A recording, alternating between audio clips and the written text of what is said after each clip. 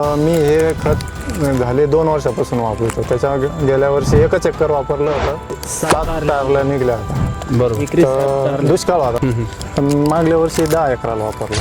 तर कांद्याला ही जी डबल पत्ती माल आहे, कलर क्वालिटी आहे, कांदा एकदम गोळाचा गोळा माल झालेला आहे, जम्बो साईज आहे आणि कांद्याला एकदम जबरदस्त कलर आहे आणि टणक आहे माल. बी मार्केटला कसा जातोय? मार्केटला एकच नंबर 1900-2000 आपण हे पूर्ण. आता बी 2019ची मी खूप कंपन्यांशी ट्राय केला, पण अशी कंपनी मला नाही वाटली का इतका भारी कांदा यायचा. कारण की आम्ही कांद्याचे पेशंट ते रासायनिक खतावरचे कांद्यात काय बदल वाटतो? टिकाऊ क्षमता कमी होते. कांदे एवढे दिवस टिकत होते. टिकत नव्हते, पण आता खूप पण टिकत. आता दिवाळीच्या नंतरच फोडतो फोडतो. तरी असेच निघत. कांद्याचे जर आज मी सुद्धा चकित झालो की कांदा एवढा गोळाचा गोळा माल आहे साहेब. आणि आज असं आहे की आता चाळीत टाकली